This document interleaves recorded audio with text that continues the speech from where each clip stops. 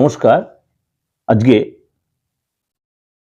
গ্রহের রাজা সূর্য নিয়ে আলোচনা করব, অর্থাৎ সূর্যকে ট্রানজিট।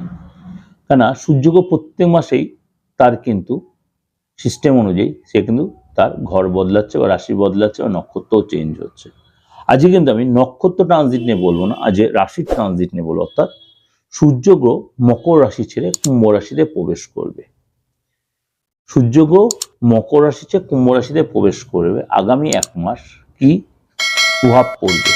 এবার সূর্য গ্রহ ট্রানজিট করবে। আপনি বলবেন যে দাদা আপনি তো এর আগে 10 to 10 দিয়েছেন, কোনোটার সাথে কোনোটা গুলিয়ে ফেললে হবে না। কিন্তু ওই ট্রানজিটের প্রোগ্রামগুলো কিছুটা দিয়ে আমাদের যারা অ্যাস্ট্রোলজিটা নিয়ে ঘাটে, অ্যাস্ট্রোলজির প্রতি ইন্টারেস্ট আছে, হবি বা অ্যাস্ট্রোলজি যারা মানে শিখতে চায় তাদের জন্য এগুলো ট্রানজিটগুলো বেশি তাদের কাছে আলোচনা। কারণ আপনি প্রত্যেকের ট্রানজিট ইন্ডিভিজুয়ালি ধরেন, প্রত্যেকের ট্রানজিট আলাদা আলাদা তার এফেক্ট হবে, ভালো হোক মন্দ। কিন্তু আপনি ওভারঅল যখন ওনারা মাসিক রাশি বল সাপ্তাহিক, তখন সবগুলোর ট্রানজিটটাই তার কম্বাইনেশনটা হয়ে সেখানে একটা এফেক্টটা দিচ্ছে। ক্লিয়ার? চলুন তাহলে জানি সূর্যগ্রহ কবে ট্রানজিট হচ্ছে এবং কি তার প্রভাব বিস্তার করছে রাশির উপরে, ভালো বা মন্দ। সূর্যগ্রহ ট্রানজিট হবে আপনার, প্রথম কথাই বলি, 13 তারিখ ভোরবেলা, অর্থাৎ 12 তারিখ মিডনাইট, 13 তারিখ ভোর। কখন? অর্থাৎ 13 তারিখ ভোর 4:14 4:14 সকাল 4:14 সূর্যগ্রহ 13 তারিখ মকর রাশি ছেড়ে কুম্ভ রাশিতে প্রবেশ করবে। এর জন্য 12 রাশির ক্ষেত্রেই তার কিন্তু প্রভাব বিস্তার করবে। সূর্য হচ্ছে আত্মার কারক, পিতার কারক, মান সম্মানের কারক, লিডারশিপের কারক, মান প্রতিষ্ঠার কারক। সূর্য গ্রহের জন্য আপনাকে অবশ্যই আপনার চার্টে সূর্য গ্রহ ভালো থাকে, তার জন্য আপনাকে যথেষ্ট পজিটিভ এফেক্ট দেবে। সূর্য গ্রহ একটা রাশিতে যখন দ্বিতীয় রাশিতে যখন, তার জন্য কিন্তু 12 রাশির ক্ষেত্রে এই যে ট্রানজিট যেটা বললাম অবশ্যই তার প্রভাব বিস্তার, সেটা আপনার ক্ষেত্রে অন্যথা নয়। তাই জন্য আজকে জেনে আপনার রাশির ক্ষেত্রে কি প্রভাব দিচ্ছে। মকর রাশি, মকর রাশির সূর্যের এই ট্রানজিট আপনার ক্ষেত্রে কি প্রভাব বিস্তার করবে, অর্থাৎ আপনার সেকেন্ড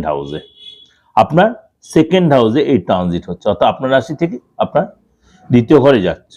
এর জন্য আপনার হঠাৎ কোনো পরিস্থিতির সম্মুখীন আপনি হতে পারেন, জীবনে হঠাৎ কোনো চেঞ্জ আসতে পারে এবং এই সময় আপনার কোনো ডিসিশন আপনাকে খুব ধীরে সুস্থে নিতে হবে, তাড়াহুড়া করবে না।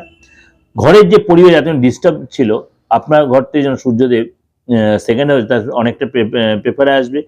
ঘরে কোনো গেস্ট আসতে পারে, রিলেশনের জায়গাটা ডিস্টার্ব যে ছিল সেটা কাটতে পারে এবং কারোর সাথে আপনার বিশেষ কারোর সাথে দেখা হতে হবে বা ফ্যামিলিগত যে জায়গাটা আপনার ডিস্টার্বেন্স ছিল সেটা কেটে যাবে। বিশেষ কারোর সাথে আপনার হেল্প পাবেন, ফ্যামিলির সাথে অনেকটা সময় কাটাবেন, কোনো শুভ কাজে কোনো ফাংশনে আপনি যেতে পারেন এবং রিলেশনের জায়গায় মিষ্টতা বাড়বে। চেষ্টা করবেন কথাবার্তার মধ্যে রাগ কন্ট্রোল করতে, রাগ আপনার বাড়বে, রাগ জেদের জন্য সুযোগ হাতছাড়া হতে পারে এবং এই সময় কিন্তু আর্থিক ব্যাপারটা কিন্তু আপনার মোটামুটি ঠিকই থাকবে। এছাড়া কিন্তু আপনার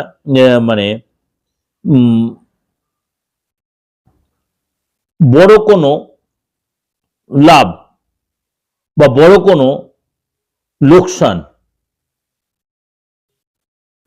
হওয়ার একটা সম্ভাবনা রয়েছে, এটা সতর্ক থাকবেন।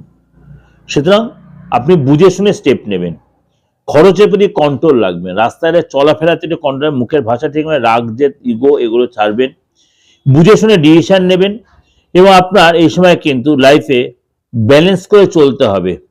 কাজের জায়গায় পরিবারের ক্ষেত্রে অবশ্যই আপনাকে সময় দিতে হবে এবং যারা বিবাহিত আছেন কোনো কোনো সময় আপনার অনেক টেনশন এসে যেতে পারে, কথাবার্তার মধ্যে সংযত হবেন এবং সবকিছু মিলিয়ে এই সময় কিন্তু আপনাকে অনেক বেশি বুঝদার হতে হবে, অ্যাডজাস্টেবল করে চলতে, তাহলে আপনি কিন্তু অনেক কিছুই আপনি বাধাবিঘ্ন কাটিয়ে উঠতে পারবেন।